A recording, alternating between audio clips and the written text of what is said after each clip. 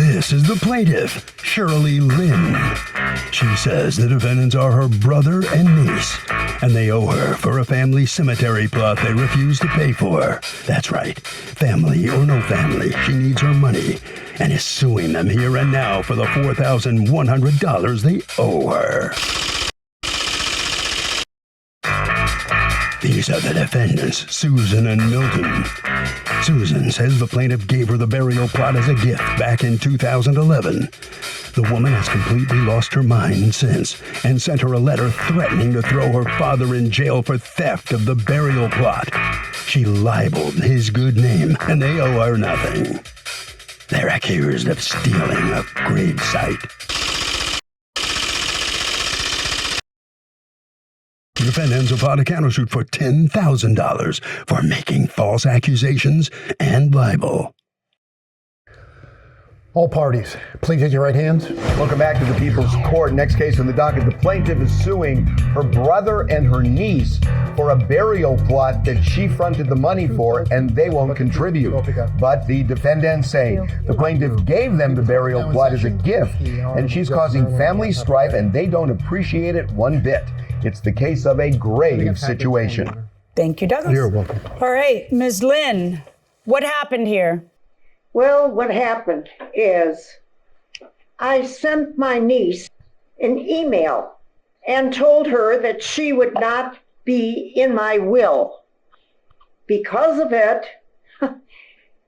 I got an immediate response from her, about 2 pages long, very vehemently, telling me what a terrible person I was and da-da-da-da, and ended up by telling me about the gravesite that she had. Well, it turns out my parents bought 8 gravesites, 2 for them and 2 for each of us. My parents are deceased. My sister and brother-in-law are deceased.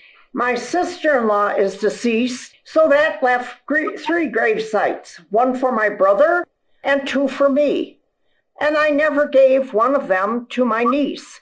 It turns out, supposedly, I went to some notary that's 40 miles away from my house to give the gravesite to my niece.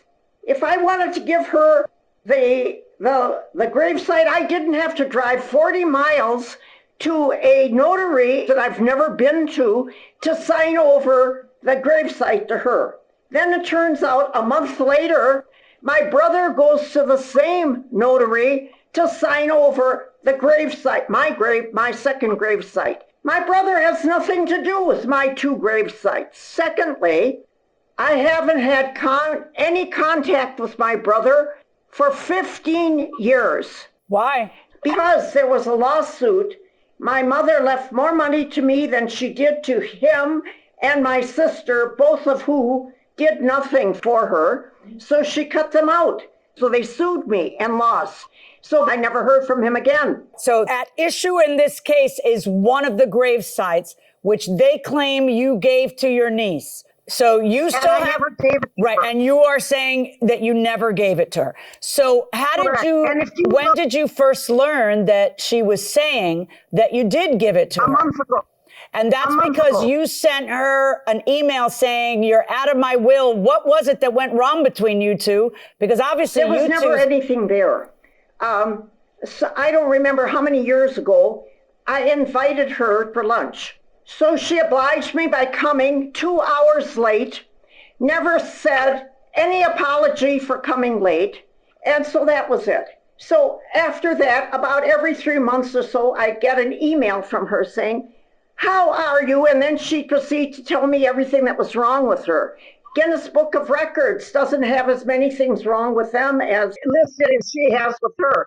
So I got tired of having those emails, and that's why I finally sent her an email letting her know that she wasn't in my will, and that would end her stupid emails.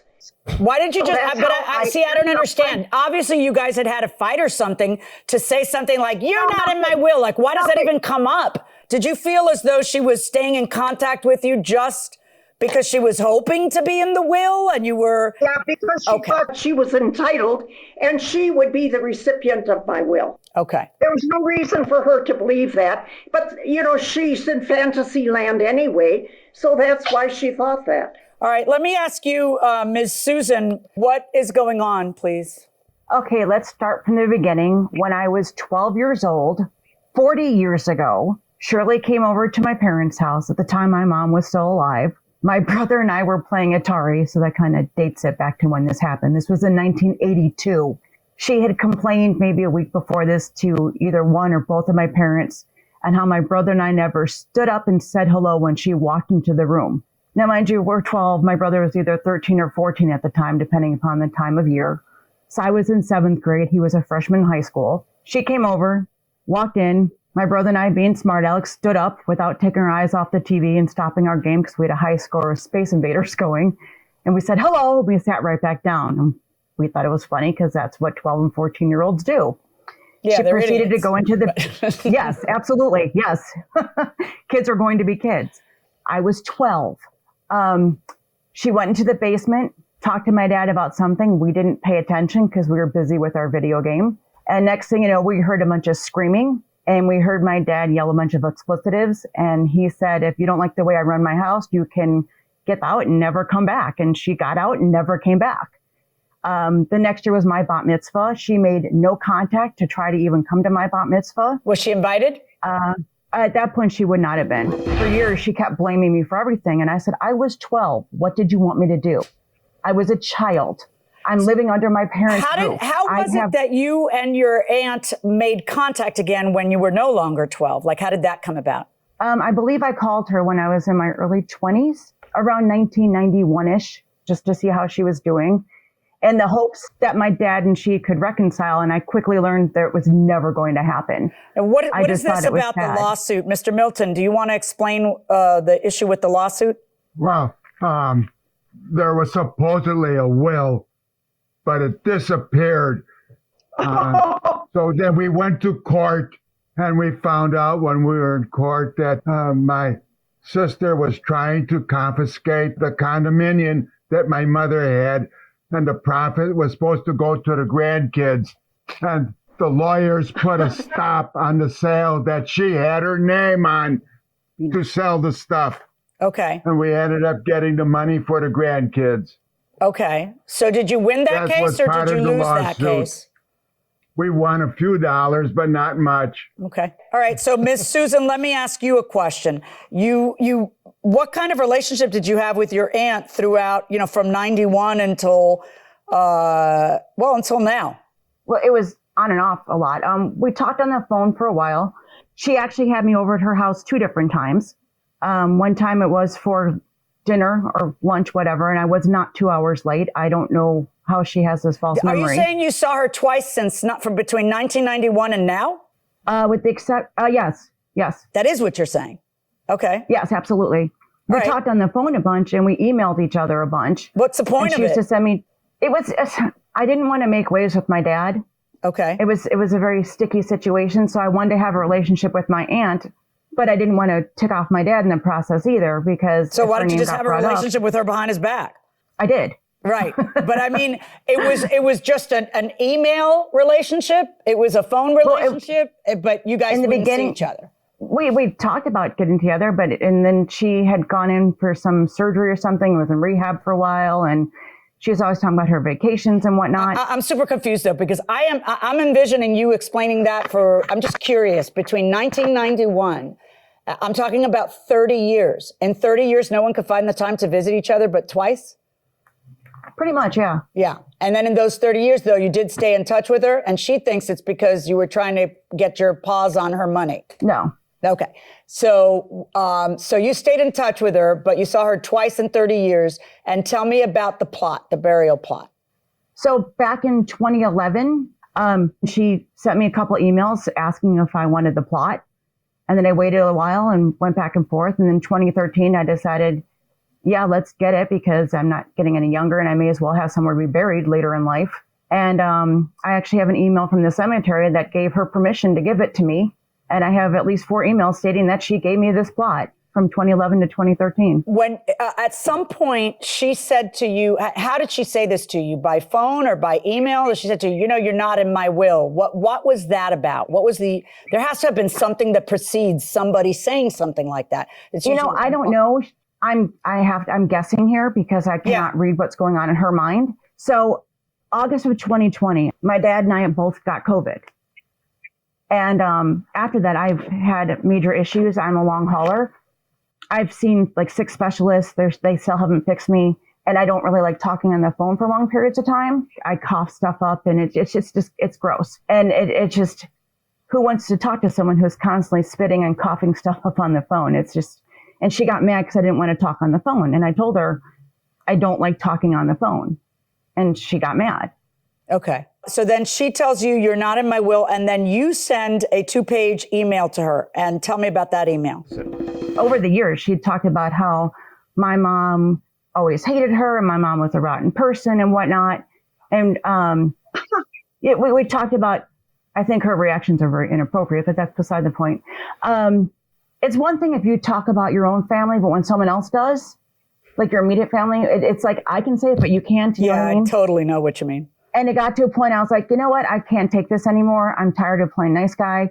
She was always about how she's in the hospital for this. And I told her about stuff that my dad was going through with his, with his treatments and whatnot. And she would give me a little bit of medical background. And I just told her what was going on with my life. And apparently she just thought I was just really sick and didn't want to hear about it because it wasn't about her, because she appears to be a narcissist. And she had told me that she thought I was crazy and bipolar. I need to get my brain checked. So she was very nasty to me first. All right. And I responded with, well, maybe you need to go get your brain checked or your memory checked because you must have forgotten that you gave me one of your plots. And then that's when this all came to fruition. So according to you, Ms. Lynn, you never gave her a plot, right? No. And whatever documents they have would be forgeries, correct? No, listen. These people are not reputable. You should know that.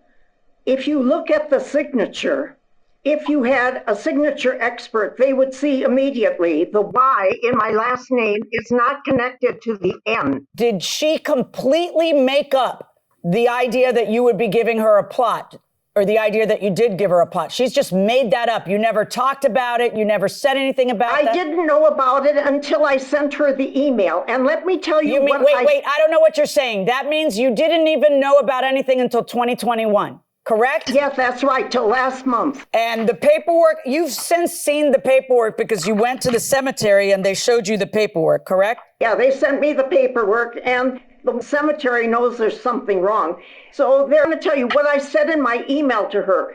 Very clearly, I said, we are related, but we have no relationship. And as a result, you are not in my will. And that is sum and substance of what I wrote to her. Okay, I don't want to. Here's what we need to talk about, and this is what's concerning me. You tell me that they've made this up out of whole cloth, but she has submitted into evidence some emails, and the emails are from you, and they're from your email account. Dear Krista, I take it is from the cemetery? Yes. I've changed my mind. I will allow my niece, Susan, to have the burial plot next to mine, with the stipulations that she's not allowed to sell it rather than to use it for herself. Is there anything more I have to do to make this clear? I will advise my attorney of this change. It even sounds like you, and this is an email from you in January of 2013 where you're in fact telling the cemetery told me that they could sell it if they wanted to after my death. Well, I'm not here to discuss that. I'm here to discuss whether you ever gave it to her or whether she stole it and committed a fraud. That's the only issue I have to decide. Now, you have a counterclaim against her for libel for 10 grand. Susan, will you explain that to me? Yes. So Shirley had sent a letter to my dad's house. It was very nasty. Congratulations on being a criminal. Thanks to your daughter, she sent this to my dad and myself, but thanks to your daughter, I was alerted to the felony you created by falsifying my name to allow Susan to have one of my 2 cemetery plots. Okay, first of all, there was no felony committed. She's wrongfully accusing us of committing a crime that never took place. Yeah, but she's saying it to you. Like, who else saw that letter but you? In other words, how does that... I know it's upsetting, but every time a family member does something that's upsetting, you don't get 10 grand from them. Wouldn't that be I know. Nice? That would be awesome. But my dad was absolutely freaking out. He was scared that she was going to try to throw him in jail. Yeah, but you had the emails. I know, that's what I told him. How scared could he have been? The emails are right there. So, Ms. Lynn, when you file this lawsuit, and when I point out to you that there are emails where you clearly signed it over to her, and your answer is, yeah, but I just found out that she could sell it. Like, it makes it sound like you actually do remember that you did transfer it to her. But you don't like the idea that maybe she could sell it. That's irrelevant to me. I just need to know whether this is a forgery and you didn't transfer it to her. And based on what I'm hearing, I'm ruling in favor of the defendants on your lawsuit against them. On your suit against her for 10 grand for libel, I don't think that sending you a letter and saying the things she said constitutes libel. So I'm ruling in favor of Ms. Lynn on your libel suit. Good luck, folks. Ms. Lynn, what's your reaction to what just happened and what the judge just ruled, Shirley? Well, I'm a little astounded because I never was at some notary to sign my name. So that obviously was a forgery.